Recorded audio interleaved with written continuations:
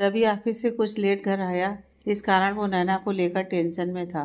वो लगभग दौड़ते हुए अपने कमरे में आता है तो बिस्तर पर लेटी नैना को देख उसकी बेचैन सांसों को मानो सुकून मिल गया हो। लेकिन अगले ही पल रवि कुछ कदम आगे बढ़ता है तो उसकी नज़र नैना के चेहरे पर उभरी दर्द की लकीरों पर जाती हैं। यह देख रवि भागकर नैना के पास आता है और उसके करीब बैठ उसके माथे पर हाथ फेर कहता है, क्या हुआ तुम्हें? Are you okay? नैना उठकर बैठ जाती है और रवि की ओर देख कहती है, बस पेट में अजीब सा दर्द हो रहा है। यह सुनते ही रवि परेशान हो जाता है और नैना का चेहरा अपनी हथेलियों के बीच भर कहता है, तुम फिक्र मत करो, हम डॉक्टर के पास चलते हैं, कुछ नहीं होगा। इट्स ओके, इतना भी दर्द नहीं हो रहा कि डॉक्टर के पास जाना पड़े, बस हल्का सा है। नैना की बात सुनकर रवि परेशान होते हुए कहता है, सब मेरी वजह से हुआ है। मुझे तुम्हारी ऐसी हालत में तुम्हारे इतने करीब आना ही नहीं चाहिए था। मुझे खुद पर काबू रखना चाहिए था, लेकिन नहीं। सब जानते हुए भी मैं आगे बढ़ गया। रवि को गिल्ट में देख नैना मुस्कुरा दी और सहज लहजे में बोली, मैंने कहा ना, बस हल्का सा दर्द है। और मैंने दादी से बात भी की इस बारे में। उन्होंने कहा कि प्रेगनेंसी का पूरा सफ़र ही इन छोटे मोटे दर्दों से होकर गुजरता है। अगर दर्द ज़्यादा हो तब डॉक्टर को दिखाना, वरना दिक्कत की कोई बात नहीं। रवि कुछ हद तक नॉर्मल होता है और नैना के माथे को प्यार से चूम लेता है। नैना सुकून से अपनी आंखें बंद कर लेती है। सुरभि कमरे की बालकनी में खामोश खड़ी थी। आसमान में खिले आते चांद को एकटक देखते हुए सुरभि के होंठों पर हल्की सी मुस्कान थी। तभी सुरभि को अपने पेट में हथेलियों की गर्माहट महसूस होती है तो सुरभि विष्णु का एहसास समझ जाती है, लेकिन वो कुछ नहीं कहती। विष्णु पीछे से सुरभि की गर्दन में अपना चेहरा रख सर्द आवाज में कहता है, क्या तुम मुझसे नाराज हो? मैंने ऐसा कब कहा? बल्कि आपने ही मुझसे रूडली बात की। कहते हुए सुरभि मुंह फुला लेती है। विष्णु सुरभि की गर्दन को अपने लबों से सहलाता है तो सुरभि की आंखें खुद ब खुद बंद हो जाती हैं। विष्णु नजाकत से सुरभि की गर्दन में किस करता है और उसकी बाजू पकड़ उसे अपनी ओर घुमाते हुए कहता है, सॉरी, मैंने तुमसे रूडली बात की, लेकिन मेरा इरादा तुम्हें हर्ट करने का बिल्कुल नहीं था। तुम्हें रोज नाराज होना, मेरा गुस्सा करना दिखता है, और उस नाराजगी और गुस्से के पीछे सिर्फ और सिर्फ तुम्हारी परवाह और तुम्हारे लिए प्यार है। मैं बस तुम्हें किसी भी मुसीबत में नहीं डालना चाहता। विष्णु की आवाज़ सुन सुरभि उसका हाथ प्यार से अपने हाथों के बीच भर लेती है और उसे देख कहती है, इसमें मुसीबत कैसी? मैं उन अनाथ बच्चों के लिए कुछ करना चाहती हूँ। मुझे बहुत खुशी होगी उन्हें पढ़ाकर काबिल बनाने में, लेकिन उसके लिए मैंने टीचर्स देख लिए हैं। तुम अगर कुछ करना ही चाहती हो तो मेरे साथ मेरे ऑफिस चलो, कंपनी ज्वाइन कर लो, या अगर कुछ चाहो तो खुद का कोई बिजनेस स्टार्ट कर लो। मुझे किसी चीज़ में कोई दिक्कत नहीं। इतना का विष्णु कमरे के अंदर जाने लगता है तो सुरभि भी उसके पीछे आते हुए कहती है, लेकिन वहाँ क्या दिक्कत है आपको? वो करना चाहिए जिसमें आपको दिल से खुशी मिले। I am not interested in your work field. मुझे उन बच्चों को पढ़ाने में बहुत खुशी होगी। प्लीज़ मान जाइए ना। सुरभि की बातें सुनते विष्णु सीधा बेड पर बैठ जाता है और उसकी ओर देखते हुए कहता है, वो अनाथ आश्रम यहाँ से 1 घंटे की दूरी पर है। आने जाने में तुम्हें 2 घंटे लगेंगे और फिर तुम 3 से 4 घंटे बच्चों को पढ़ाने में बिजी रहोगी। मैं इतने वक्त के लिए तुम्हें अकेला नहीं छोड़ सकता। आप रोज ही तो मुझे अकेला छोड़कर कम से कम 20 घंटे के लिए ऑफिस जाते हैं। तब तो नहीं सोचते कि अपनी बीवी को छोड़कर ना जाऊं। प्लीज मान जाइए ना। ये सब कहते हुए सुरभि मासूम फेस बना लेती है तो विष्णु उसकी कलाई पकड़ उसे अपने पास बैठाता है और सहज होते हुए कहता है, लड्डू, मेरी बात समझो।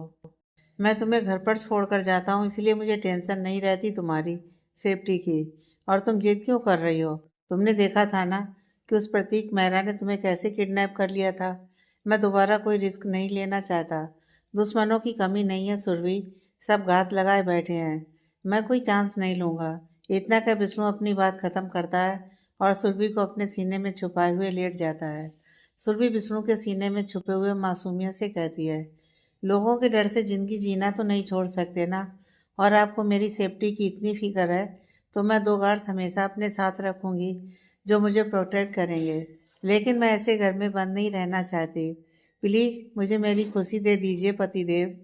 सुरभि की इतनी मीठी चाशनी जैसी बातों से विष्णु का दिल पिघलने तो लगा था, लेकिन वो जानता था कि सुरभि को इतनी दूर भेजना उसके लिए रिस्की हो सकता है। और फिर बात एक दिन की तो नहीं थी। सुरभि रोज ही जाया करेगी उन बच्चों को पढ़ाने के लिए। विष्णु को खामोश देख सुरभि प्यार से उसे निहारते हुए उसके गाल पर किस करते हुए कहती है, प्लीज ना। विष्णु कुछ पल सुरभि के मासूम चेहरे को खामोशी से निहारता है और फिर गहरी सांस लेते हुए कहता है, अभी वक्त है इन सब में। अभी तो सनात आश्रम का इनॉग्रेशन करना बाकी है, उसके बाद बात करेंगे। इसके आगे सुरभि कुछ नहीं कह पाती क्योंकि वो जानती थी कि अगर और ज़्यादा बहस करेगी तो विष्णु का गुस्सा बढ़ेगा, इसलिए खामोश होकर उसकी बाहों में सुकून से लिपट जाती है। विष्णु बड़े प्यार से सुरभि का माथा चूम लेता है और उसके सिर को सहलाने लगता है। इसके बाद उन दोनों में कोई बात नहीं हुई, लेकिन विष्णु अपने मन ही मन खुद से बातें किए जा रहा था। उसका दिल उसे इजाज़त नहीं दे रहा था कि वो सुरभि की जिद माने, लेकिन सुरभि को नाराज़ भी नहीं करना चाहता था। वो नहीं चाहता था कि सुरभि को ऐसा लगे कि विष्णु उसे इस रिश्ते में आज़ादी नहीं दे रहा या उसे कैद करके रखना चाहता है। इसी उधेड़-बुन में डूबे हुए विष्णु की आंखों में नींद नहीं आ रही थी। तो वहीं उसकी नज़र जब सुरभि पर पड़ती है तो वो इतनी मासूमियत से सो रही थी मानो सारी दुनिया से बेखबर हो। सुरभि को देख विष्णु के होठों पर एक मुस्कान आ जाती है। वो उसे छोटा सा किस करके अपनी आंखें सुकून से बंद कर लेता है, लेकिन आंख बंद करते ही जैसे उसे कुछ याद आया, वो आराम से सुरभि को बिस्तर पर लिटाता है और खुद उठकर खड़ा हो जाता है।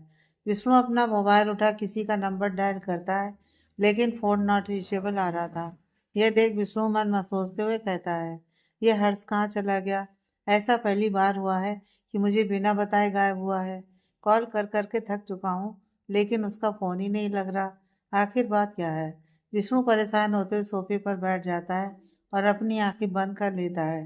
कुछ दिन ऐसे ही बीत गए, सब सही चल रहा था। नैना की प्रेगनेंसी को 3 महीने पूरे हो चुके थे।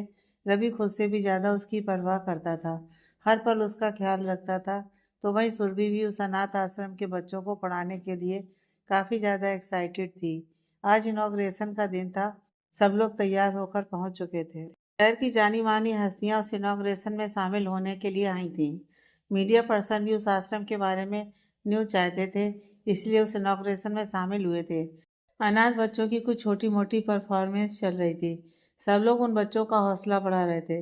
निर्मला जी अपने बगल में बैठी दादी की ओर देख कहती हैं, नैना और रवि अभी तक नहीं पहुंचे, न जाने कहाँ रह गए। दादी चिंता के भाव लिए इधर उधर देख कहती हैं, आते ही होंगे, चिंता मत करो। तभी विष्णु सुरभि का हाथ थामे स्टेज पर आता है तो सबकी नजरें उन दोनों पर थम जाती हैं। नेवी ब्लू कलर के 3 पीस सूट में विष्णु काफ़ी अट्रैक्टिव और हैंडसम लग रहा था। तो वहीं सुरभि ने भी गोल्डन कलर की साड़ी कैरी की हुई थी, जिसमें उसका सुनहरा बदन और ज़्यादा चमक रहा था। सिंपल लेकिन परफेक्ट मेकअप के साथ सुरभि बहुत ही खूबसूरत लग रही थी। विष्णु स्टेज पर आकर अपने एक हाथ में माइक थाम ऊंची आवाज़ में कहता है, आप सभी का शुक्रिया जो मेरे इनविटेशन पर आप लोग यहाँ आए। यह अनाथ आश्रम मेरे पापा का सपना था। मेरे पापा राजेंद्र राय त्रिपाठी हमेशा मुझसे कहते थे कि जब भी सड़क किनारे भीख मांगते बच्चों को देखता हूँ तो मेरा दिल मुझे झकझोरने लगता है। जब भी ऐसे बच्चों को देखता हूँ जिनका इस दुनिया में कोई नहीं, तो ऐसा लगता है कि काश मैं इन बच्चों का सहारा बन पाता। मेरे पापा ने एक बार मुझसे कहा था कि अगर कभी इस लायक बनना तो मेरी ये इच्छा ज़रूर पूरी करना। तो उनके आशीर्वाद से मैंने यह मुकाम हासिल कर लिया है और उनकी ये इच्छा आज पूरी होने जा रही है। इतना कि विष्णु माइक रखता है और चारों ओर तालियों की गड़गड़ाहट गूंजने लगती है। सुरभि का हाथ थामे अपनी माँ और दादी को लिए आश्रम के मेन गेट पर लगे हुए रिबन को कट करने की सेरेमनी पूरी करने लगता है। दादी और माँ के हाथ में कैंची देकर विष्णु ने रिबन कट करने का कहता है। दादी और निर्मला जी साथ में सुरभि को भी अपना हाथ लगाने को कहती हैं। फिर तीनों ही मिलकर रिबन कट करते हैं और चारों तरफ तालियां बजने लगती हैं। मीडिया पर्सन कुछ तस्वीरें निकालने लगते हैं। तभी तेजा लंबे लंबे कदम लेते हुए विष्णु के पास आता है और उसके कान में कुछ कहता है। तेजा की बात सुनते ही विष्णु की आंखें हैरानी से बड़ी हो जाती हैं। उसके लबों से धीमी आवाज में निकलता है, नैना। विष्णु तेजा की ओर देख कहता है, यहाँ सब कुछ संभाल लेना, मुझे जाना होगा। तेजा हाँ में से हिला देता है। विष्णु सीधा हॉस्पिटल पहुंचता है, जहाँ रवि नैना के रूम के बाहर इधर से उधर चहलकदमी कर रहा था। विष्णु तेज कदमों से रवि के पास आता है। कहाँ है नैना, कैसी है वो? विष्णु के सवाल सुन रवि कहता है, पता नहीं, हम घर से निकलने ही वाले थे कि उसे अचानक पेट में दर्द होने लगा। मैं उसे लेकर सीधा यहाँ आ गया। डॉक्टर उसका चेकअप कर रहे हैं, लेकिन अभी तक कुछ बताया नहीं। रवि की बात सुन विष्णु बेचैन होने लगता है। वो रूम के अंदर जाने को होता है, उससे पहले एक लेडी डॉक्टर बाहर निकलती है। How is he? क्या हुआ है मेरी बहन को? विष्णु की बात सुन डॉक्टर सहज होते हुए कहती है, घबराने की कोई बात नहीं है, लेकिन आप लोगों को उनका ध्यान रखना होगा। आई थिंक टेंशन और स्ट्रेस लेना, हमेशा परेशान रहना उनकी हैबिट हो गई है। इन सब के कारण वो ठीक से खा पी नहीं पा रही हैं, और ऐसे वक्त में अगर इतनी वीकनेस रहेगी तो कैसे चलेगा। रवि सिर झुकाते हुए कहता है, यस डॉक्टर, इस बात का आपसे पूरा ध्यान रखूंगा। डॉक्टर रवि को देखते हुए कहती है, आप इनके हस्बैंड हैं? रवि हाँ में अपना सिर हिला देता है। डॉक्टर उसकी ओर देख कहती है, आपसे कुछ पर्सनल बात करनी है, मेरे केबिन में आइए। इतना कह डॉक्टर वहाँ से आगे बढ़ जाती है और रवि भी डॉक्टर के पीछे पीछे उस केबिन में चला जाता है। विष्णु कुछ पल खामोश रहता है और फिर नैना के रूम के अंदर जाता है। नैना खामोश लेटी हुई थी। विष्णु उसकी बगल में बैठ उसका हाथ अपनी हथेली के बीच भरते हुए कहता है, तुझे इस बात का बुरा लग रहा है कि मैंने रियान को उसकी गलती की सजा दी? नैना नजरें उठाकर विष्णु की ओर देख कहती है, मैं नहीं जानती क्यों, लेकिन उसके साथ जो हुआ मुझे उसका बुरा लग रहा है भाई। जब आप कोई दर्द सह चुके हो और आपको उस दर्द का एहसास बखूबी हो चुका हो, तो आप कभी नहीं चाहेंगे कि आपके दुश्मन को भी वो दर्द सहना पड़े। विष्णु हल्का मुस्कुराकर कहता है, लेकिन वो यही डिजर्व करता था नैना। अगर उसे अब की बार सबक नहीं मिलता तो क्या पता वो आगे जाकर कितनी लड़कियों की जिंदगी बर्बाद करता। और मुझे तो लगा कि तू रवि के साथ आगे बढ़ने की कोशिश कर रही है, लेकिन तू अभी भी वहीं अटकी हुई है। नैना विष्णु की ओर देख कहती है, ऐसा नहीं है भाई, मैं रवि के साथ आगे बढ़ चुकी हूँ, लेकिन पास्ट को एक झटके में तो नहीं बुलाया जा सकता। नैना की बात पर सहमति जताते हुए विष्णु हाँ में अपना सिर हिलाता है और कहता है, अब तू घर चल रही है मेरे साथ, और अभी भी यही चाहता है कि तू हमारे साथ रहे। ऐसे में फैमिली का आसपास होना बहुत ज़रूरी है, अकेले नहीं छोड़ सकता तुझे। लेकिन भाई मैं, नैना अपनी बात कहती इससे पहले ही रवि बोल पड़ता है, विष्णु सर बिल्कुल सही कह रहे हैं नैना, तुम्हें उनकी बात माननी होगी। रवि जो दरवाजे के पास खड़ा था, नैना और विष्णु के पास आकर खड़ा हो जाता है और कहता है, डॉक्टर ने कहा है कि हम तुम्हें घर ले जा सकते हैं, लेकिन तुम्हारा खास ध्यान रखना होगा, ये तुम अब बीआर हाउस में ही जाओगी। रवि की बात सुन विष्णु नैना की तरफ देखते हुए कहता है, लगता है तूने अपनी बदतमीजियों का ओवरडोज काफी दिनों से रवि को दिया नहीं है, तभी तो उसमें इतनी हिम्मत आ गई कि तुझे ऑर्डर दे रहा है। विष्णु की बात सुन नैना आंखें बड़ी करते हुए रवि की ओर देख कहती है, तुम मुझ पर हुक्म चला रहे हो, मुझे ऑर्डर दे रहे हो? रवि बेचारा सा फेस बनाकर कहता है, मैं ऑर्डर नहीं रिक्वेस्ट कर रहा था नैना। रवि को घबराया हुआ देख विष्णु हल्का मुस्कुरा देता है, तो वही नैना भी मनी मन हंसने लगती है। We are house. नैना बिस्तर में लेटी हुई थी। दादी और निर्मला जी नैना के पास बैठे हुए थे। उन दोनों को ही नैना की फिक्र हो रही थी। दादी नैना के सिर पर हाथ फेर कहती हैं, तू अपना ध्यान क्यों नहीं रखती है बेटा? नैना फीकी मुस्कान लिए कहती है, इतने दिनों बाद आप दोनों को अपनी परवाह करते देख मेरी तबीयत वैसे भी सही हो गई। आप नहीं जानते कि आप लोगों की नज़रों में अपने लिए नफरत और बेरुखी देखना कितना तकलीफ पहुंचाता था मुझे। नैना की बात सुन निर्मला जी मुस्कुराकर कहती हैं, भूल जा पिछली बातों को और अपने बच्चे की खातिर अच्छे से अपना ध्यान रख। तभी सुरभि अपने हाथ में जूस का गिलास लिए हुए आती है और नैना की ओर बढ़ाते हुए कहती है, तो शुरुआत इससे करो, जल्दी से ख़त्म करो। नैना बेचारा सा फेस बनाते हुए कहती है, जिसे देखो मुझ पर ऑर्डर चला रहा है, मुझे नहीं पीना है, मन नहीं है मेरा। नैना की बात सुन सुरभि आंखें बड़ी करती हुई कहती है, तो तुम क्या चाहती हो, मैं डेविल राय तुम्हारे भाई के हाथों से ये जूस भिजवाऊं? फिर उन्हें तुम मना नहीं कर पाओगी ना? नैना सुरभि की बात सुन मजबूर होकर जूस का गिलास अपने हाथ में ले लेती है और पूरा जूस खत्म कर देती है। सुरभि मन ही मन मुस्कुराकर कहती है, मानना पड़ेगा डेविल राय, तुम्हारा खौफ चारों तरफ फैला हुआ है। इधर अपने कमरे में विष्णु इधर से उधर टहल रहा था। वो बार बार हर्ष को कॉल करने की कोशिश कर रहा था, लेकिन उसका फोन अभी भी नहीं लग रहा था। इस बात से विष्णु काफी ज्यादा इरिटेट हो रहा था। उसे ऐसे देख दरवाजे पर खड़ी सुरभि उसकी ओर अपने कदम बढ़ाते हुए कहती है, क्या हुआ, आप इतने परेशान क्यों लग रहे हैं? विष्णु सोफे पर बैठ जाता है और चिढ़ते हुए कहता है, परेशान नहीं हो तो क्या करूं? ये हर्ष मुझे बिना बताए न जाने कहाँ गायब है इतने दिनों से, फोन भी नहीं लग रहा उसका। उसके पापा को कॉल किया था मैंने, लेकिन वो भी कह रहे हैं कि हर्ष इस शहर से बाहर गया है, आज तक ऐसा हुआ नहीं कि मुझे बिना बताए वो ऐसे कहीं भी चला जाए। सुरभि विष्णु के पास बैठ उसके कंधे पर हाथ रखकर कहती है, हो सकता है उनका कोई कॉन्सर्ट हो रहा हो, इसलिए वो बाहर गए हों। विष्णु कुछ पल खामोश रहता है और फिर गहरी सांस लेते हुए कहता है, डोंट नो, लेकिन मुझे ऐसा लग रहा है कि कुछ तो प्रॉब्लम है। ज़रूर उसकी ज़िंदगी में कुछ चल रहा है जो मुझे नहीं पता। पता करना होगा और सब सही करना होगा। मैं मेरे भाई की किसी ख्वाहिश को अधूरा नहीं रहने दे सकता। इतना कर विष्णु तेज कदमों से बाहर निकल जाता है और सुरभि खामोश बैठी रह जाती है। विष्णु जिम खत्म करके अपने रूम में आता है तो देखता है कि सुरभि आईने के सामने बैठी रेडी हो रही है। उसने सुंदर सा सलवार सूट पहना हुआ था और अपने बालों को सलीके से बांध रखा था। यह देख विष्णु अपनी भौहें चढ़ाते हुए कहता है, मैं जिम करके वापस आता था, तब तक तुम घोड़े बेचकर सो रही होती थी। आज सूरज किस तरफ से उगा है? विष्णु की बात सुन सुरभि अपनी जगह से उठ उसके पास आकर कहती है, आज से मैं अनाथ आश्रम के बच्चों को पढ़ाने का काम स्टार्ट करने वाली हूँ, इसलिए जल्दी रेडी हो गई। विष्णु खामोशी से सुरभि को देख रहा था। वो कोई जवाब नहीं देता, लेकिन सुरभि अपनी खुशी की धुन में मगन बस बोले जा रही थी, मैं बहुत एक्साइटेड हूँ, मुझे इतनी खुशी हो रही है कि मैं उन मासूम बच्चों को पढ़ाऊंगी। आप देखना, कुछ दिनों बाद ही वो बच्चे मुझसे कितना अटैच हो जाएंगे। ये सब बोलते हुए जब सुरभि की नज़र अचानक विष्णु के कठोर चेहरे पर जाती है तो उसकी मुस्कुराहट धीरे धीरे करके बुझने लगती है। विष्णु अपने चेहरे पर उदासीन भाव लिए कहता है, मैंने कब इजाज़त दी तुम्हें वहां जाने की, या फिर तुम सारे फैसले अपने मन से ही करने लगी हो? विष्णु की रूढ़ बातें सुन सुरभि अपना सिर झुका लेती है।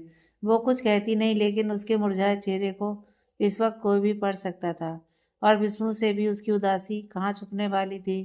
सुरभि मुंह लटकाए मुड़कर वापस वहां से निकलने लगती है, लेकिन वो एक कदम ही बढ़ती है कि विष्णु उसकी कलाई पकड़ उसे अपनी ओर खींच लेता है। सुरभि विष्णु के सीने में टकरा जाती है।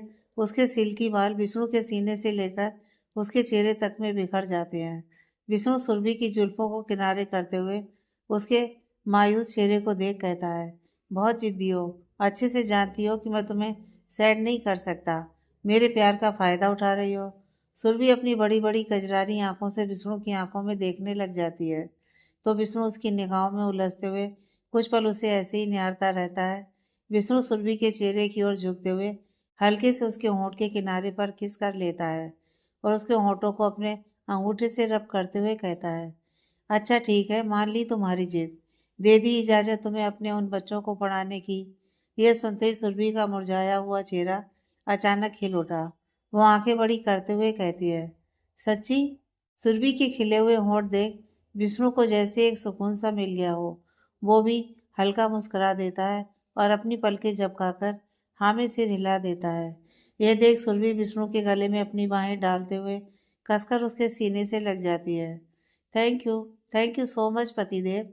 विष्णु सुरभि को अपने सीने से हटा उसके चेहरे को अपनी हथेलियों के बीच भरते हुए कहता है, लेकिन जैसा तुमने कहा था कि गार्ड्स हमेशा तुम्हारे साथ रहेंगे, तुम मुझे बीच बीच में कॉल करके अपनी खबर दोगी और अपना बहुत ध्यान रखोगी। इसके अलावा अगर कभी कुछ सस्पिशियस नज़र में आए तो उसे लाइटली नहीं लोगी और तुरंत मुझे बताओगी। सुरभि झटके से विष्णु के गाल में एक लंबा किस कर उसे देखते हुए कहती है, जो आपने बोला मैं वो सब करूँगी। Thank you.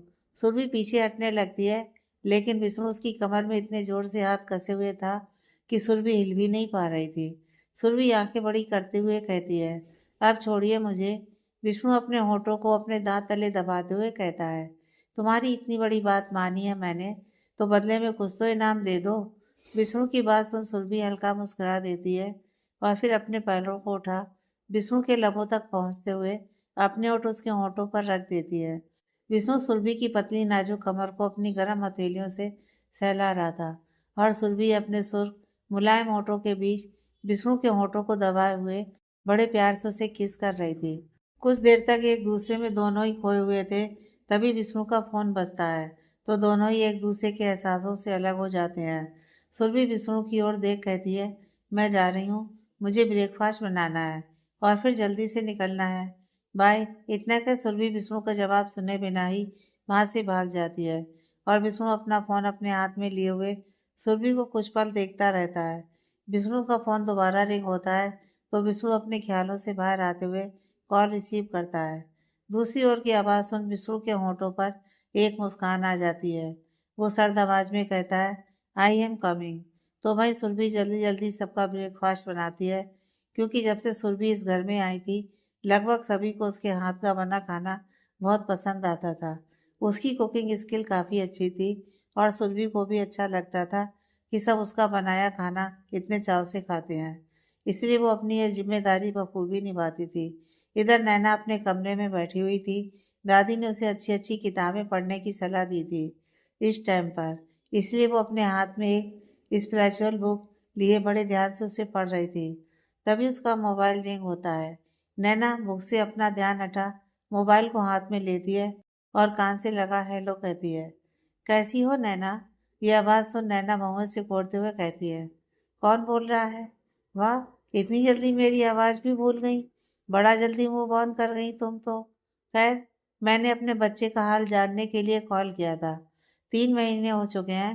Can you feel it? क्या तुम उसकी प्रेजेंस को महसूस करने लगी हो? मुझे भी फील करना है उसे नैना। अब तक नैना को कोई डाउट नहीं रह गया था कि यह रेहान है। वो चिढ़ते हुए कहती है, जस्ट शट अप रेहान, ये मेरा बच्चा है, सिर्फ मेरा। तुम्हारे पास इसे फील करने का कोई हक नहीं। जब मैं अपने बच्चे के साथ तुम्हारे सामने गिड़गिड़ा रही थी तब तुमने मुझे और मेरे बच्चे को ठोकर मार दी थी, और अब जब तुम खुद ठोकर खा रहे हो तो तुम्हें मैं और मेरा बच्चा याद आ रही है। You are so selfish. Naina की बात सुन रियान कड़क आवाज में कहता है, हाँ हूँ मैं सेल्फिश। मैं एक झटके में ऐसे अपना सब कुछ नहीं खो सकता। प्यार, परिवार, प्रॉपर्टी, सब कुछ छीन लिया तुम्हारे भाई ने मुझसे। लेकिन अकल तो ठोकर खाने के बाद ही आती है, और मुझे भी अकल आ चुकी है कि मैं चाहे सब कुछ खो दूं, लेकिन मेरे जीने की वजह बनेगा मेरा बच्चा। मुझे मेरे बच्चे से कोई अलग नहीं कर सकता। तुम भी नहीं। इतना कर रियान कॉल कट कर देता है और नैना बिल्कुल सरप्राइज रह जाती है। उसने सोचा नहीं था कि रियान के मन में इस बच्चे के लिए भी कोई पागलपन चल रहा होगा। इतने में रवि बाथरूम के बाहर आता है। वो फॉर्मल कपड़ों में ऑफिस जाने के लिए रेडी हो चुका था, लेकिन रवि की प्रेजेंस का नैना को जरा भी आभास नहीं होता, क्योंकि रियान की बातें कहीं ना कहीं उसे डरा रही थी। अचानक नैना को अपने कंधे पर एक हाथ महसूस होता है, तो वो अपने ख्यालों से बाहर आते हुए अपने पास खड़े रवि की ओर देखती है। रवि नैना के माथे पर पसीना देख हैरानी के भाव लिए कहता है, व्हाट हैपेंड? तुम्हारा बीपी तो कंट्रोल में है ना? डॉक्टर ने कहा था कि तुम्हें स्ट्रेस नहीं लेना है, लेकिन तुम इतनी परेशान क्यों लग रही हो? नैना कुछ पल खामोश रहती है और फिर झटके से रवि के सीने में छुप जाती है। नैना घबराहट में रवि की शर्ट को अपनी मुट्ठियों में भर कहती है, रवि, तुम्हें कभी ऐसा महसूस नहीं होता कि तुम मुझसे बेटर लाइफ पार्टनर डिजर्व करते थे? तुमने अपने प्यार में मुझ जैसी लड़की का हाथ थाम तो लिया, लेकिन मैं तो तुम्हारे लायक कभी थी ही नहीं। You deserve someone better. Naina के मुंह से ऐसे शब्द सुन रवि उसे अपने सीने से उठा हैरानी के भाव लिए कहता है, अगर मैं तुम्हें डिजर्व करता हूँ तो मुझे और कोई नहीं चाहिए, क्योंकि तुम्हारे अलावा मैंने किसी और के बारे में सोचा तक नहीं। लेकिन तुम्हें अचानक हो क्या है? ये कैसी बातें कर रही हो तुम नैना? नैना रवि की आंखों में देख कहती है, बस मुझे डर लग रहा है रवि, कहीं मेरी गलतियों की वजह से तुम्हारी लाइफ खराब ना हो जाए। कहीं ऐसा ना हो कि मेरा पास्ट हम दोनों के फ्यूचर को बर्बाद कर दे। नैना की आंखों में डर देख रवि उसका चेहरा अपनी हथेलियों में भर लेता है और बड़े प्यार से उसे देख कहता है, यह तुम्हारा मिस्टर कुरकुरे जिंदगी के किसी मोड़ पर तुम्हें अकेला नहीं छोड़ेगा। पास्ट में जो हुआ सो हुआ, लेकिन प्रेजेंट और फ्यूचर दोनों में तुम, मैं और हमारा बच्चा साथ होंगे। रवि की बात पर नैना फीका सा मुस्कुरा देती है। रवि उसके माथे को चूमकर उसे देख कहता है, तुम्हें सब फालतू की टेंशन मत लो, कुछ गलत नहीं होगा। अब अपना ध्यान रखना, मैं ऑफिस जा रहा हूँ। इतना कह रवि वहां से जाने के लिए कुछ कदम आगे बढ़ता है, लेकिन फिर वापस पलटकर नैना की ओर देख कहता है, शाम को हम डिनर पर चल रहे हैं, तुम तैयार रहना। रवि की बात सुन नैना हाँ में अपना सिर हिला देती है। रवि तेज कदमों से कमरे से बाहर चला जाता है, लेकिन रवि के चले जाने के बाद नैना फिर से उसी उलझन में उलझती चली जा रही थी। न जाने रियान की बातों में ऐसा क्या पागलपन था जो नैना को अंदर तक झकझोर गया था। सुरभि अनाथ आश्रम पहुंच चुकी थी। उस वातावरण में पहुंचते ही सुरभि को एक अलग सा सुकून मिल रहा था। अभी तक लगभग 50 बच्चे उस आश्रम में शामिल हो चुके थे। हर रोज ही कोई ना कोई जरूरतमंद बच्चा वहां पहुंच ही जाता था। सुरभि सारे बच्चों को उस हाल में इकट्ठा कर उन्हें प्यार से बैठाती है। आज सुरभि पढ़ाने नहीं बल्कि बच्चों से दोस्ती करने आई थी। वो एक एक कर हर बच्चे से उसका नाम और उसकी पहचान के बारे में बातें कर रही थी। तभी एक क्यूट सी लड़की जिसकी उम्र लगभग 9 साल की रही होगी अपनी जगह पर उठकर खड़ी हो सुरभि की ओर देख कहती है, मैम आप हमारे हीरो अंकल की हीरोइन हैं। बच्ची का यह सवाल सुन सुरभि हैरान होते हुए कहती है, कौन हीरो अंकल?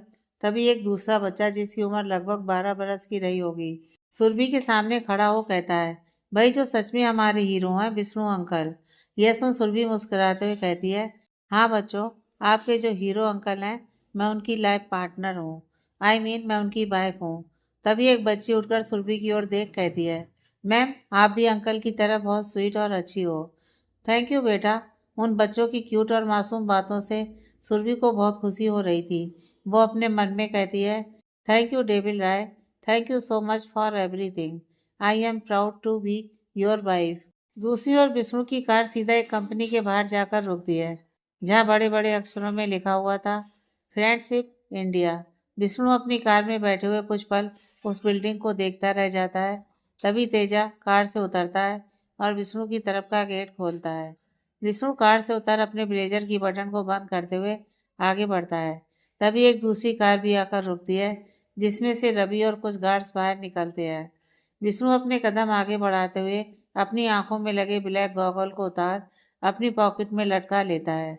विष्णु के एक तरफ अपने हाथ में गन लिए तेजा तो दूसरी तरफ अपने हाथ में एक फाइल लिए हुए रवि चला आ रहा था। तो उन तीनों के पीछे बाकी के गार्ड्स भी अपने कदम बढ़ा रहे थे। अंदर जाते ही वहां का नज़ारा देख विष्णु के होठों पर एक तिरछी मुस्कान आ जाती है। उस बड़े से हॉल में एक पब्लिक मीटिंग चल रही थी जहां इस कंपनी की बोली लगाई जा रही थी। प्रकाश मेहरा खामोश से एक टेबल पर बैठे थे और वहां मौजूद हस्तियां एक दूसरे से बढ़कर बोलियां लगा रहे थे। तभी उस मीटिंग का होस्ट हाथ उठाकर कहता है, मिस्टर सचदेवा ने 80 करोड़ की बोली लगाई है। 80 करोड़ 1, 80 करोड़ 2, 80 करोड़ 1 मिलियन। विष्णु की रौबदार आवाज उस पूरे हॉल में गूंजती है तो सब पलटकर विष्णु की ओर देखने लगते हैं। विष्णु को देख प्रकाश मेहरा अपनी जगह पर खड़े हो जाते हैं और आंखों में हैरानी के भाव लिए कहते हैं, तुम्हें किसने इनवाइट किया है यहाँ पर? विष्णु तिरछा मुस्कुराकर कहता है, मुझसे ज़्यादा तुम्हें इस कंपनी की कीमत वाला और कौन दे सकता था। मैंने सोचा कि चलो तुम्हारा कुछ फ़ायदा करवा देते हैं। इस कंपनी की सही कीमत तो तुम्हें मुझसे ही मिल सकती थी, इसलिए चला आया बिना बुलाए। और वैसे भी कंपनी की नीलामी के लिए इनविटेशन की क्या ज़रूरत थी, वो तो कोई भी खरीद सकता है। इतना का विष्णु बड़े साल से अपने कदम आगे बढ़ाते हुए सबसे आगे रखी एक टेबल पर अपने पैरों को क्रॉस कर बड़े शान से बैठ जाता है और रोबदार आवाज में कहता है, क्या कोई यहाँ पर है जो इस कंपनी की कीमत 1 बिलियन से भी ज्यादा दे सकता है? विष्णु की बात पर वहां मौजूद सारी हस्तियां खामोश रह जाती हैं क्योंकि कोई भी इस कंगाल हो चुकी कंपनी की कीमत 1 अरब रुपए नहीं देना चाहता था। सबको खामोश देख विष्णु अपने सामने खड़े प्रकाश मेहरा की ओर देख कहता है, मैंने कहा था ना कि मुझसे ज्यादा इस कंपनी की कीमत और कोई भी नहीं दे पाएगा तुम्हें। खैर मुझे लगता है 1 बिलियन इस लूटी हुई कंपनी के लिए बहुत ज़्यादा है। तो चलिए अब जल्दी से फॉर्मेलिटी पूरी करते हैं। आज से ये कंपनी मेरी हुई। इतना का विष्णु रवि को इशारा करता है तो रवि सहमति में अपना सिर झुका अपने हाथ में ली हुई फाइल को प्रकाश मेहरा के पास लेकर जाता है और विनम्रता से कहता है, ये पेपर चेक कर लीजिए, फिर आगे की प्रोसेस करते हैं। प्रकाश मेहरा एक नज़र रवि को देखते हैं और फिर तीखी नज़रों से विष्णु की ओर घूरते हैं। विष्णु भी अपने होठों पर एक तिरछी मुस्कान लिए अपना सिर टेढ़ा करके प्रकाश मेहरा को एकटक देख रहा था।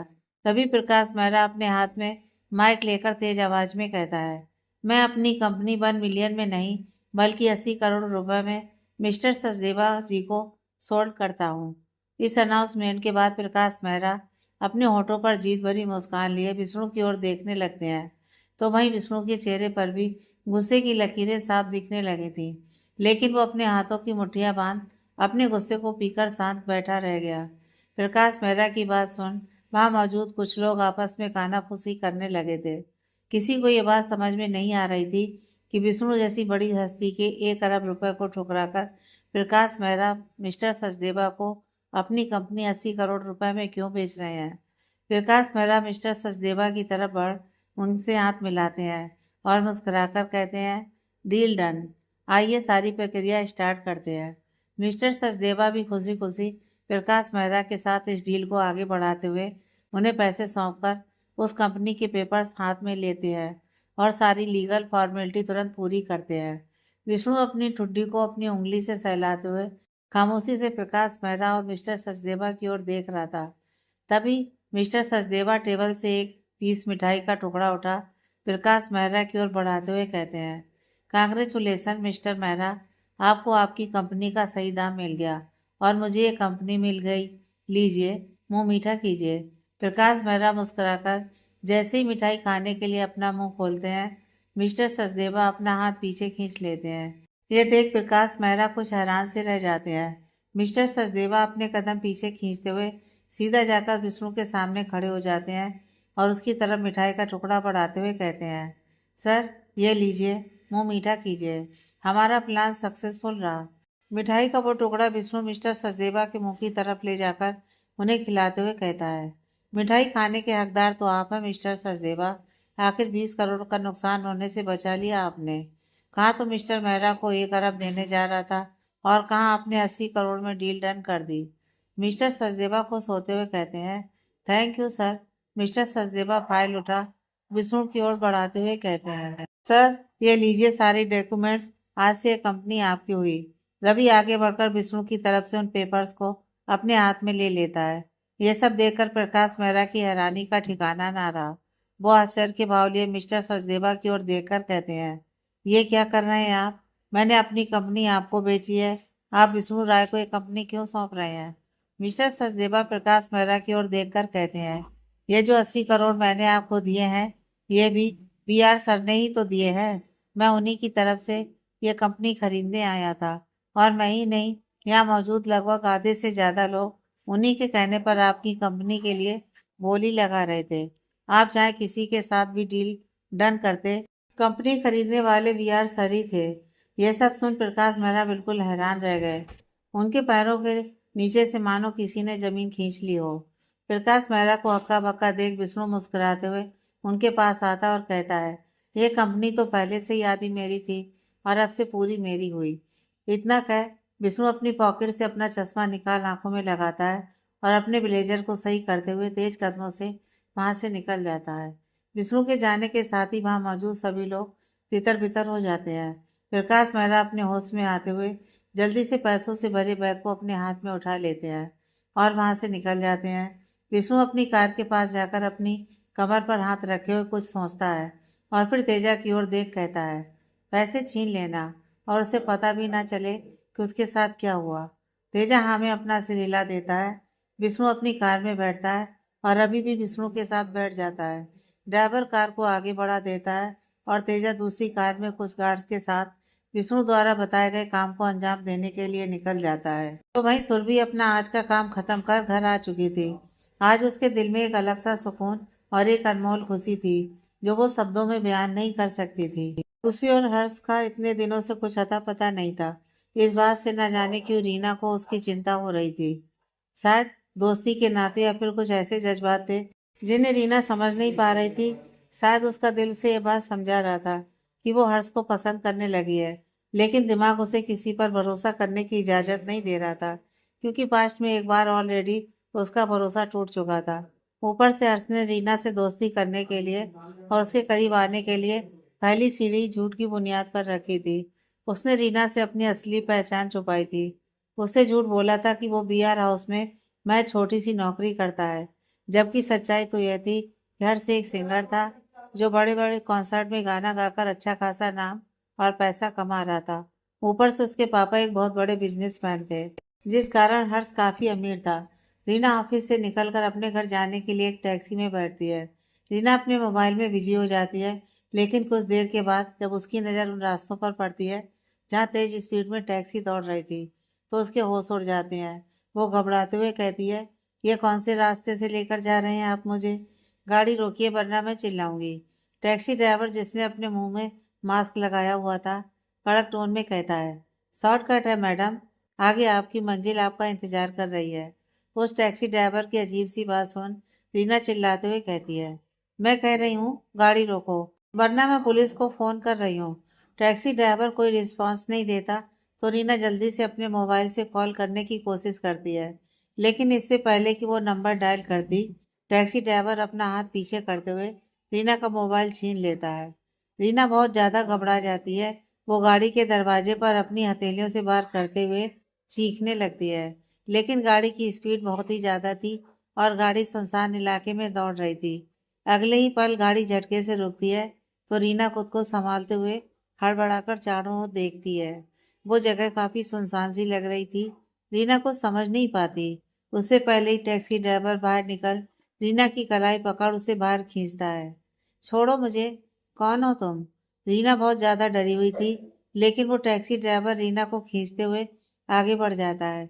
इसी बीच रीना एक पेड़ पर अपना हाथ लपेट उसे कसकर पकड़ लेती है और अपने कदमों को आगे बढ़ने से रोक लेती है। वो टैक्सी ड्राइवर रीना को घूरता है और फिर उसके हाथ को पेड़ से हटा जबरदस्ती उसे अपने कंधे पर उठा लेता है। रीना अपने हाथ पांव मारने लगती है। वो लगातार हेल्प के लिए चिल्ला रही थी, लेकिन कोई भी आसपास दिखाई नहीं दे रहा था। वो टैक्सी ड्राइवर रीना को एक छोटी सी चार दीवारी के अंदर लेकर जाता है, जो कि कच्ची दीवार का एक खंडर सा कमरा था। टैक्सी ड्राइवर रीना को अपने कंधे से उतारता है तो रीना दो कदम पीछे होते हुए कहती है, कौन हो तुम? वो टैक्सी ड्राइवर को जवाब नहीं देता। तभी उस कमरे की कच्ची दीवारों में लाइट्स जगमगाने लगती है और उन जगमगाती हुई लाइट्स से बड़े बड़े अक्षरों में आई लव यू लिखा हुआ था। उस कच्चे घर की छत से चमकते हुए सितारों की बारिश होने लगती है। गुब्बारों के गुच्छे उस कमरे के अंदर तैरने लगते हैं। बिना आंखें फाड़े चारों ओर देख रही थी, तभी उसकी नजर अपने सामने खड़े टैक्सी ड्राइवर पर जाती है, जो खींचकर अपना मास्क निकालता है। उस मास्क के पीछे हर्ष का चेहरा देख रीना की आंखें बड़ी हो जाती हैं। उसका डर अब हैरानी में बदल चुका था। वो हर्ष को देखकर कहती है, तुम? हर्ष हल्की मुस्कान लिए कहता है, सुना था तुम्हें अमीर जादों से नफरत है, इसलिए मैं तुम्हारे करीब आने के लिए एक मिडिल क्लास आदमी बनने का नाटक कर रहा था। लेकिन अब जब सच्चाई तुम्हारे सामने आ चुकी है तो एक और सच्चाई जान लो। मेरे दिल पर तुम्हारी पहली नज़र का असर इस कदर हुआ था कि मैं अभी भी उसी पल में अटका हुआ हूँ और तुम मेरे बारे में गलत समझ रही हो। मैं अमीर हूँ लेकिन बिगड़ा हुआ अमीर नहीं हूँ यार। मैं दिल से और रहन सहन से एक सिंपल लड़का हूँ। अगले ही पल हर्ष रीना के सामने घुटनों के बल बैठ जाता है और गुलाब का एक फूल उसकी ओर बढ़ा कहता है, I love you Reena, I like you, please मुझे गलत मत समझो। मैं तुम्हारा फायदा नहीं उठाना चाह रहा था। अगर तुम्हें यकीन ना हो तो तुम जिस वक्त कहोगी उसी वक्त मैं तुमसे शादी कर लूंगा। शादी से पहले मैं तुम्हारे करीब आने का सोचूंगा भी नहीं। बस तुम मेरा प्यार और मेरा साथ एक्सेप्ट कर लो। रीना उस गुलाब को हर्ष के हाथ से लेती है और हर्ष के होंठ खिल जाते हैं। लेकिन अगले ही पल उसकी मुस्कुराहट बुझ जाती है जब वो देखता है कि रीना ने उसका दिया हुआ गुलाब मसल कर दूर फेंक दिया।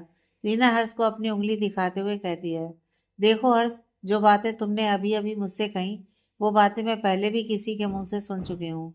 मुझे किसी पर भरोसा नहीं है और मैं तुम्हें अपना दोस्त समझने लगी थी, लेकिन मैं तुमसे प्यार नहीं करती। हमारे बीच कुछ नहीं हो सकता, प्लीज तुम कहीं और फोकस करो। इतना कर रीना वहां से जाने लगती है, लेकिन अचानक से हर्ष उसकी कलाई पकड़ उसे अपनी ओर खींच लेता है। रीना हर्ष के सीने से टकराते हुए उसके सीने पर हाथ रख खुद को बचाती है। हर्ष की इस हरकत से रीना उसे हैरानी से देखने लग जाती है तो हर्ष रीना को सर्द निगाहों से देख कहता है, किस बात का घमंड है तुम्हें जो मेरे प्यार को यूं अपने कदमों तले रौंद कर जा रही हो? हर्ष की बात सुन रीना सहमी हुई नजरों से उसे देखने लग जाती है तो हर्ष अपनी लाल आंखों से उसे घूरते हुए कहता है, तलाश करोगे तो मिल जाएगा कोई हमसे बेहतर, लेकिन एक बात याद रखना, जैसा प्यार मैं तुमसे करता हूँ उस प्यार के लिए तुम तरस जाओगी। रीना हर्ष को धक्का देकर फिर पीछे करती है और उसे घूरते हुए कहती है, कोई जबरदस्ती है क्या? अगर मैं अपनी जिंदगी में किसी को शामिल नहीं करना चाहती तो हट जाओ मेरे रास्ते से। जाओ कोई और ढूंढो। हर्ष रीना के करीब आने लगता है तो रीना पीछे होते हुए कहती है, क्या कर रहे हो? मेरे करीब मत आना हर्ष। हर्ष रीना के नजदीक आता है तो रीना घबराहट से दीवार में चिपक जाती है। दीवार में अपना हाथ टेका रीना के चेहरे को देख कहता है, वो नहीं तो कोई और सही, यह फार्मूला बाकी लोग यूज करते होंगे, पर मेरे लिए अगर वो नहीं तो कोई और भी नहीं। मुझे जो चाहिए वो चाहिए। हर्ष की आंखों में एक अजीब सा जुनून देख रीना घबराते हुए कहती है, प्लीज ये पागलपन बंद करो हर्ष, मुझे यहाँ से जाने दो। घर जाना है मुझे, माँ टेंशन में होंगी, प्लीज जाने दो। कहते हुए रीना की सूरत कुछ रोने जैसी होने लगी थी। हर्ष अपने चेहरे पर गंभीर भाव लिए एकटक रीना को निहार रहा था। रात का वक्त सुरभि दादी के कमरे में थी, उन्हें आज की सारी कहानी विस्तार से समझा रही थी। उसका अनाथ आश्रम के बच्चों से मिलना, उन्हें करीब से जानना और विष्णु के लिए उन बच्चों के दिल में जो रिस्पेक्ट थी, वो सब सुरभि बड़ी खुशी के साथ दादी को एक्सप्लेन कर रही थी। सुरभि की बातों और उसकी खुशी से दादी भी बहुत खुश हो रही थी। दादी उसके सिर पर हाथ फेर कहती हैं, रात बहुत हो चुकी है, जाकर आराम कर, कल सुबह फिर से तुझे जाना है आश्रम में। सुरभि हाँ में अपना सिर हिलाते हुए साइड टेबल पर रखी दवाई उठा दादी को देती है और दादी के दवाई खा लेने के बाद सुरभि उन्हें आराम से ब्लैंकेट उड़ाते हुए वहां से निकल जाती है। विष्णु बिस्तर में पैर पसारे बैठा हुआ था, लैपटॉप को गोद में रखे उस पर गंभीरता से बिजी था। तभी सुरभि आकर उसके बगल में बैठ जाती है और उसे घूरते हुए कहती है, किसी दिन मैं भी गोपी बहू की तरह आपका यह लैपटॉप धोकर सुखा दूंगी। विष्णु लैपटॉप पर अपनी उंगली चलाते हुए बहुएं सिकोड़ कहता है, हु इस गोपी बहू। सुरभि कुछ पल विष्णु की ओर देखती है और फिर मुंह बनाते हुए कहती है, कोई भी नहीं, खैर मेरा मतलब यह था कि कब तक चलने वाला है आपका ये काम। विष्णु सुरभि की ओर देख कहता है, लो तुम गुस्सा हो रही हो तो अभी बंद कर देता हूँ, तुमसे बढ़कर थोड़ी ना कुछ है। इतना कर विष्णु अपना लैपटॉप साइड में रखता है और बिस्तर में लेटते हुए सुरभि की बाजू पकड़ उसे अपने ऊपर खींच लेता है। सुरभि की जुल्फें विष्णु के चेहरे पर बिछ जाती हैं। विष्णु बड़ी नजाकत से सुरभि की जुल्फों को उसके कान के पीछे करते हुए कहता है, आज बहुत खुश लग रही हो, क्या बात है। सुरभि विष्णु के सीने में अपना सिर रख लेती है और कहती है, कभी कभी जिंदगी में हम जो प्लान बनाते हैं वो फेल हो जाते हैं और हमें लगता है कि भगवान ने हमारे साथ कितना बुरा किया, हमें वो नहीं दिया जो हम चाहते थे। लेकिन शायद भगवान हमसे बेहतर प्लान हमारे लिए बनाते हैं। वो हमारा प्लान इसलिए फेल करते हैं क्योंकि वे जानते हैं कि हमारे लिए क्या बेहतर है। सुरभि की बात बड़े ध्यान से सुनते हुए विष्णु अपने सीने में रखा उसका सिर सहलाते हुए कहता है, बात तो बहुत गहरी है तुम्हारी, लेकिन मेरी समझ में नहीं आई। सुरभि अपना सिर उठा विष्णु की ओर देख मुस्कुराकर कहती है, समझ नहीं आई तो रहने दीजिए, बस इतना समझ लीजिए कि मैं खुद को बहुत लकी महसूस करती हूँ कि आप मेरे पति हैं। चाहे इस रिश्ते की शुरुआत तकरार और नफरत से हुई थी, लेकिन मेरे महादेव ने मेरे लिए आपको चुना था, तभी तो वो सब बस खुद ब खुद होता चला गया। सुरभि की बात पर विष्णु हल्का मुस्कुराकर कहता है, चलो विष्णु राय त्रिपाठी किसी के लिए तो इतना इम्पोर्टेंट है कि वो उसे भगवान का आशीर्वाद मानती है। बस यूं ही जिंदगी भर प्यार करती रहना मुझसे, सारी उम्र। इतना कह विष्णु सुरभि की मासूम निगाहों में प्यार से देखने लगता है तो सुरभि की नजरें भी विष्णु की काली नसीली आंखों में उलझ सी जाती हैं। कुछ पल दोनों एक दूसरे की निगाहों में उलझे रहे और फिर धीरे धीरे करके दोनों के लब इतने करीब आते गए कि दोनों ने ही एक दूसरे के लबों को अपने लबों के बीच कैद कर लिया। दोनों की तरफ से एक किस बराबर का था। कभी सुरभि विष्णु के ऊपरी होंठ अपने लबों के बीच भर लेती थी तो कभी विष्णु सुरभि के निचले होंठ को अपने लबों के बीच भर उसे चूमने लगता था। दोनों की एक दूसरे में खोए हुए न जाने कब रात बीत गई। अगली सुबह घर की छोटी मोटी जिम्मेदारियां खत्म कर सुरभि अनाथ आश्रम जाने के लिए निकल चुकी थी। कार की अगली सीट पर ड्राइवर और सुरभि के लिए अपॉइंटमेंट किया गया नया बॉडीगार्ड जैक था। असल में उसका नाम जय किशन था, लेकिन एक तो नाम इतना पुराना सा और ऊपर से उसकी पर्सनालिटी पर सूट भी नहीं करता था, इसलिए उसने अपने नाम का शॉर्ट फॉर्म यूज करना बेहतर समझा। जैक अपने काम में काफी स्पेशलिस्ट था। आज तक वो जिस किसी का भी बॉडीगार्ड बना था उसे कभी आंच नहीं आने दी थी। उसकी उम्र लगभग 33 साल रही होगी। इसके अलावा सख्त बॉडी और चेहरे पर गंभीर भाव। दुश्मन उसे देखने मात्र से उस पर हमला करने के बारे में 1000 बार सोचेगा। कार सड़क पर दौड़ रही थी कि अचानक कार में तेजी से ब्रेक लगा, जिससे कि सुरभि का शरीर आगे की ओर झुक गया, लेकिन उसने किसी तरह खुद को संभाला। What happened? ऐसे अचानक ब्रेक क्यों लगाया? सुरभि की बात सुन ड्राइवर हड़बड़ाते हुए कहता है, पता नहीं मैम, ऐसा लगा जैसे अचानक कोई बच्चा गाड़ी के सामने आ गया हो। ड्राइवर की बात सुन सुरभि कार से उतरने लगी तो जैक ने उससे रिक्वेस्ट करते हुए कहा, मैम प्लीज आप अंदर रहें, मैं देखता हूँ। जैक की बात सुन सुरभि शांत होकर बैठ जाती है, क्योंकि विष्णु की शर्त थी कि सुरभि को जैक की हर बात माननी होगी। जैक कार का दरवाजा खोल बाहर निकलता है तो एक बच्ची कार के आगे बेहोश पड़ी थी। उस बच्ची की उम्र लगभग 13 साल रही होगी। उसके शरीर में एक मैली सी फ्रॉक के अलावा कुछ और नहीं था।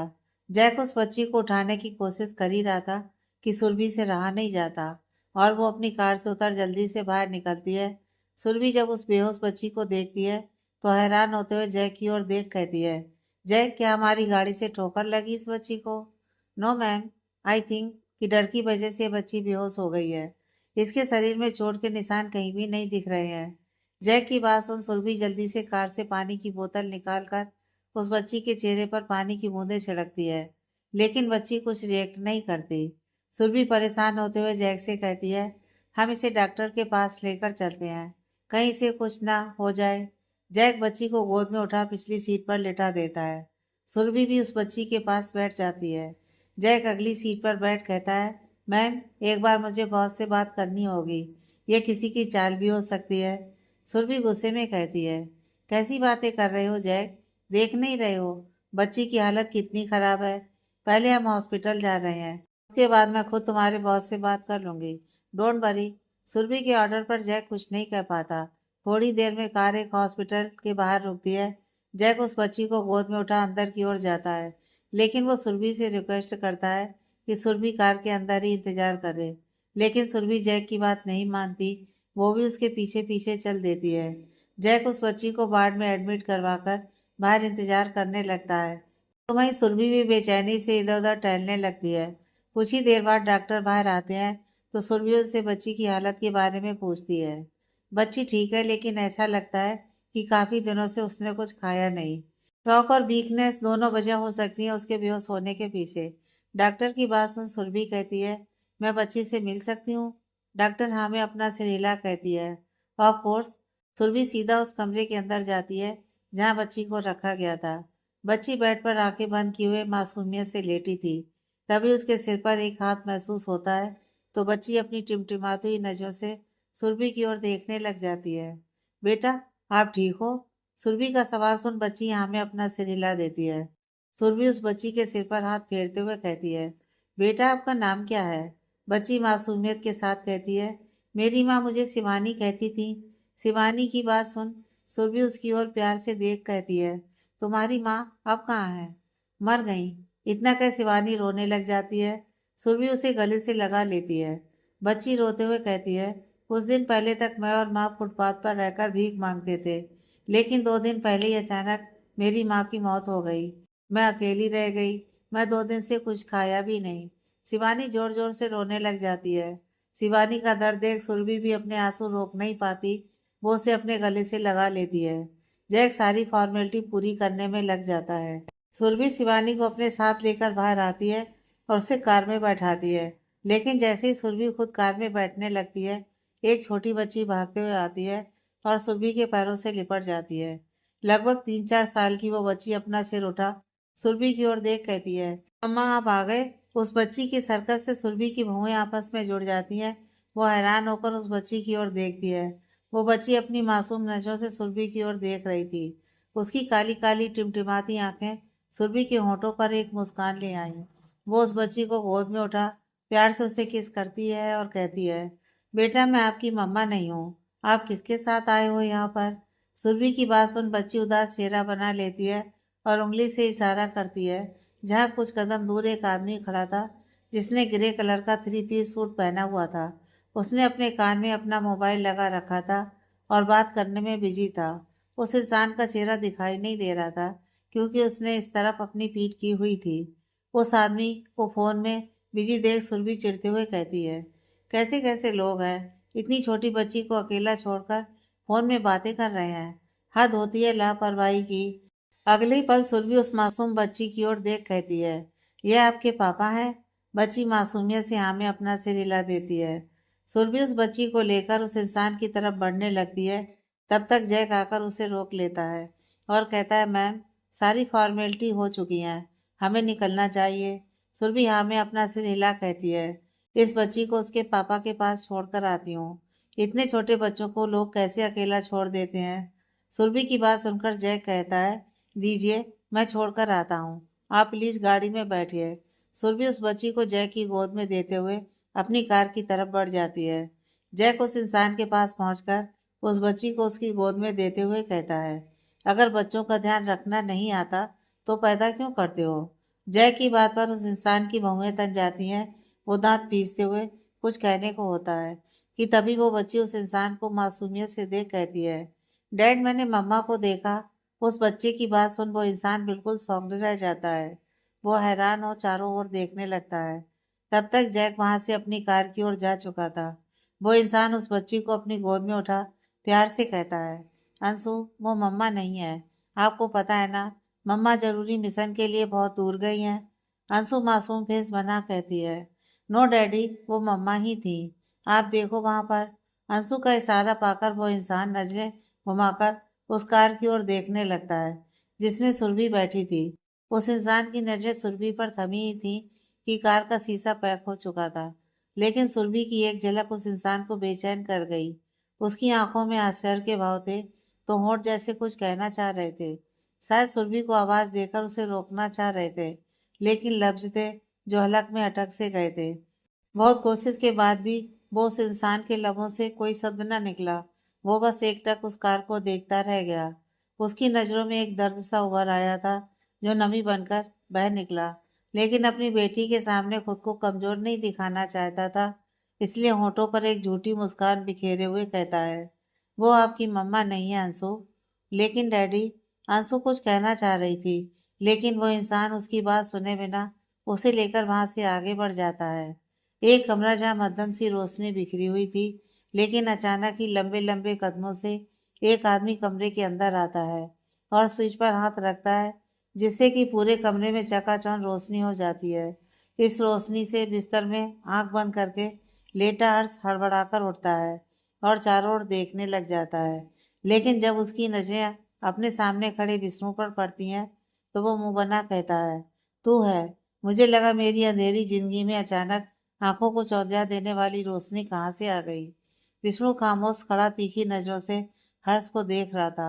विष्णु को खुद को घूरते हुए देख हर्ष अपनी नजरें चुरा कहता है, ऐसे क्या देख रहा है, क्या किया है मैंने।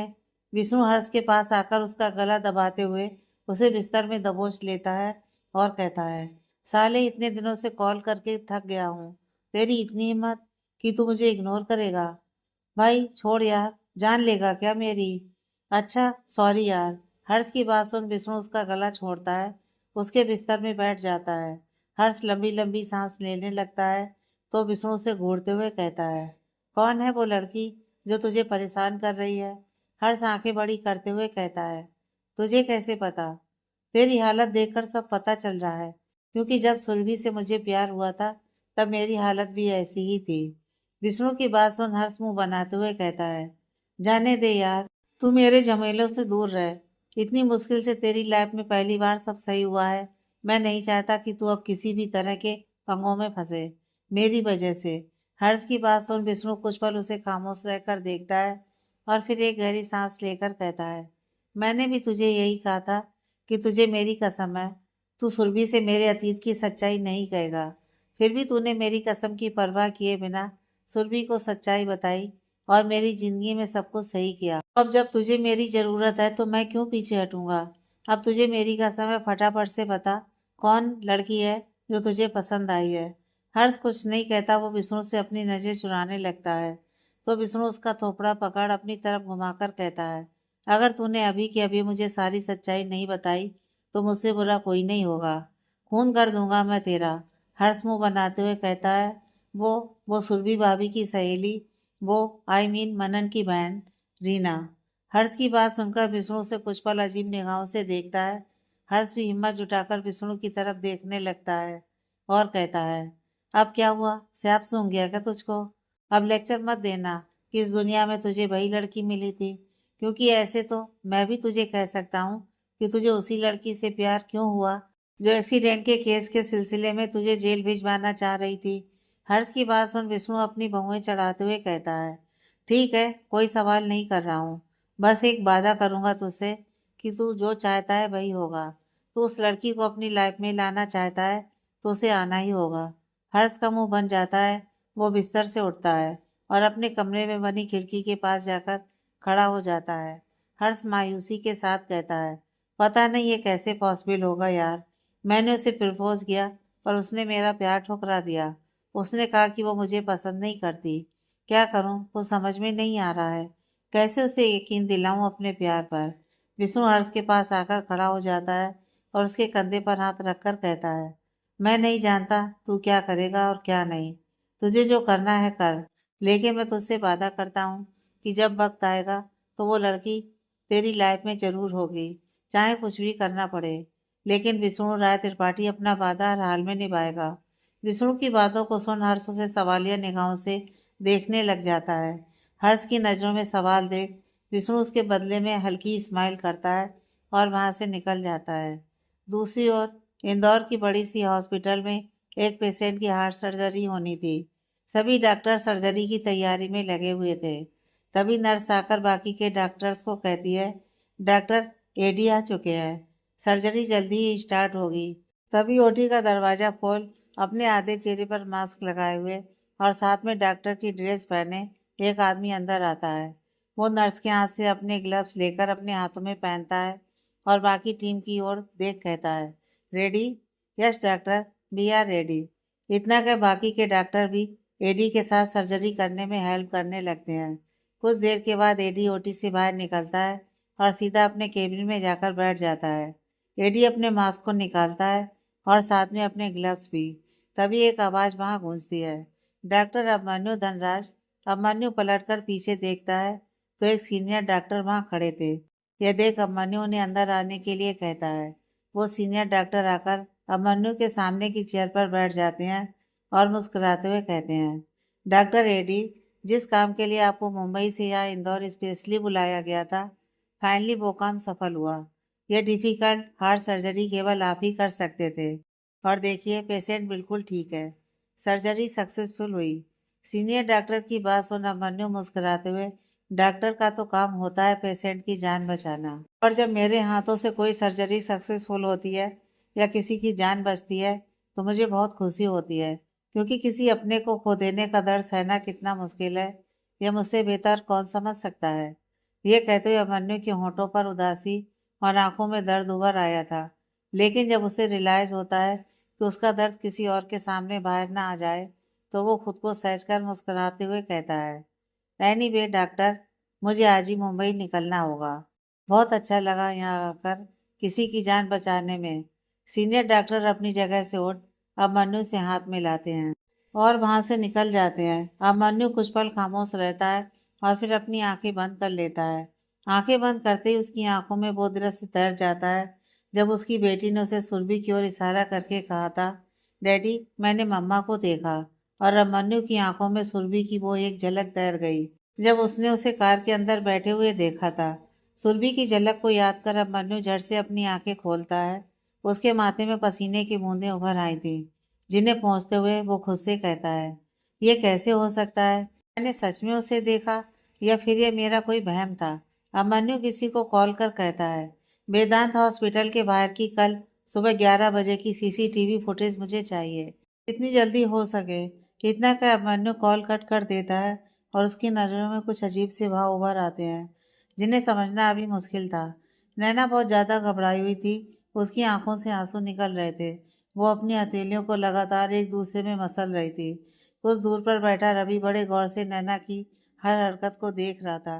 वो अपने हाथ में ली फाइल को साइड में रख सोफे से उठकर बिस्तर पर बैठी हुई नैना के करीब आता है और कहता है, कल रात की बात को लेकर अभी तक परेशान हो?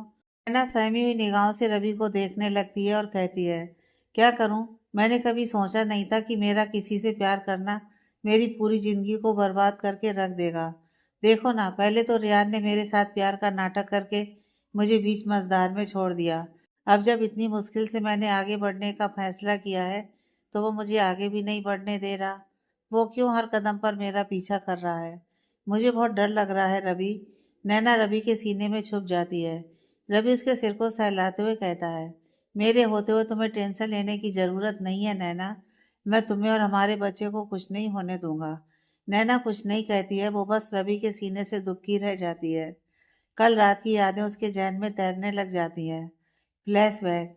नैना और रवि कल रात डिनर के लिए एक रेस्टोरेंट में गए हुए थे। दोनों आमने सामने बैठे हुए थे और अपनी अपनी पसंद का खाना खा रहे थे। खाना खत्म करके नैना आइसक्रीम खाने की डिमांड करती है तो रवि आइसक्रीम ऑर्डर करता है। नैना बड़े सुकून से आइसक्रीम खा रही थी और रवि उसे ऐसे ही एकटक देखे जा रहा था। नैना छोटे बच्चों की तरह आइसक्रीम खाने में बिजी थी। आइसक्रीम का कुछ हिस्सा नैना के होंठों के ऊपर भी लग गया था।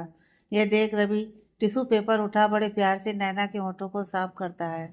नैना मुस्कुरा देती है, लेकिन अचानक उसकी नज़र अपने सामने पड़ती है, जहाँ रेहान की नज़रें नैना को घूर रही थी। वो नैना के ठीक सामने की टेबल पर बैठा एकटक नैना को निहार रहा था। रेहान से नजरें मिलते ही नैना की मुस्कान बुझ गई। वो सहमी हुई निगाहों से रेहान की ओर देखने लग गई। रवि नैना की ओर देख कहता है, नैना तुम यहीं बैठो, मैं बाथरूम से आया, बस 2 मिनट।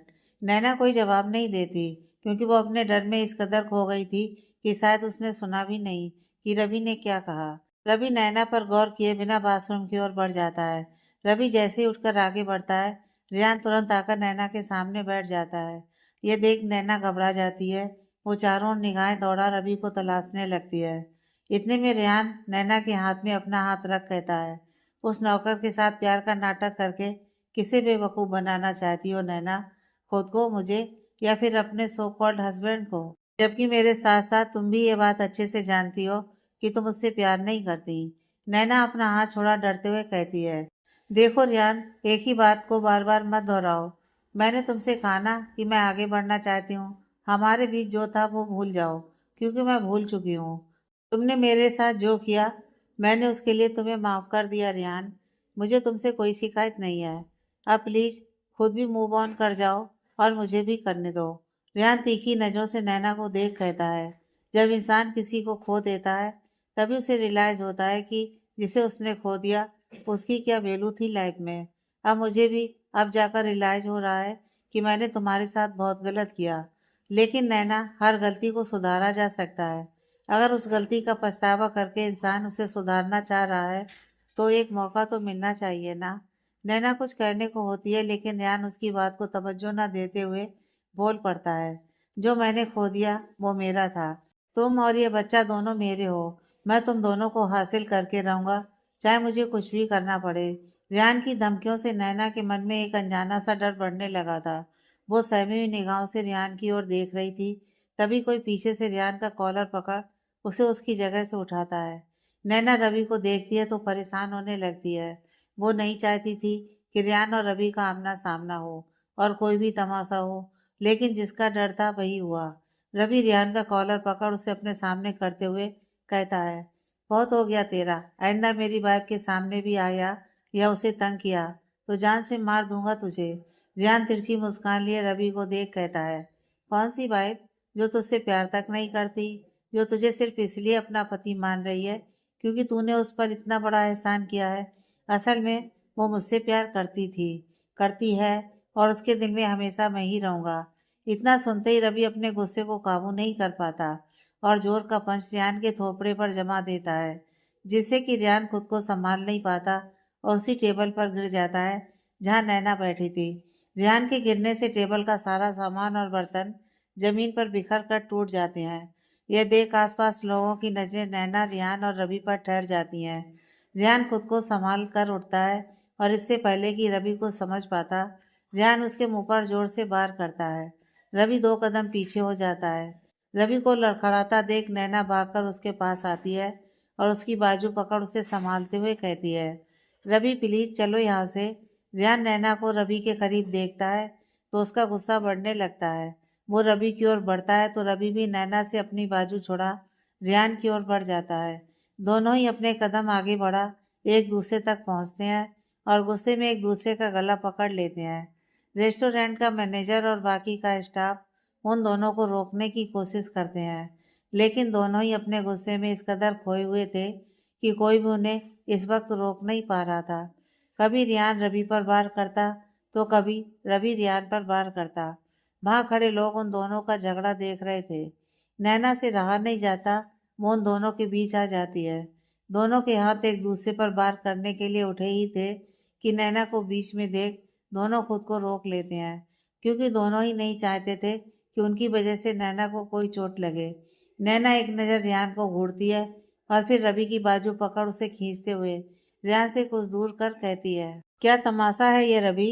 तुम तो औरों की तरह बदतमीज नहीं थे, फिर क्या जरूरत है ये गुंडागर्दी दिखाने की। ये कहते हुए नैना रियान को घूरती है। रवि नैना की ओर देख कहता है, सॉरी नैना, लेकिन अब इसका बहुत ज्यादा हो गया। आज आर्या पार की लड़ाई होकर रहेगी, इसका काम खत्म। रवि फिर आगे बढ़ने लगता है तो नैना उसका हाथ पकड़ उसे गुस्से से देख कहती है, घर चलो रवि, बहुत तमाशा हो गया, मुझे घर जाना है प्लीज। नैना को परेशान देख रवि अपने गुस्से को काबू करता है और एक नज़र रेहान को घूरता है, जो पहले से ही रवि को खा जाने वाली नजरों से देख रहा था। नैना उन दोनों को एक दूसरे को घूरता हुआ पाती है तो घबराकर रवि को आगे की ओर धकेलते हुए कहती है, चलो रवि। रवि नैना का हाथ पकड़ता है और तेज कदमों से निकल जाता है। रेहान अभी भी गुस्से में हाँफते हुए उन दोनों को जाते हुए देखता रह जाता है। आगे की कहानी नेक्स्ट पार्ट में।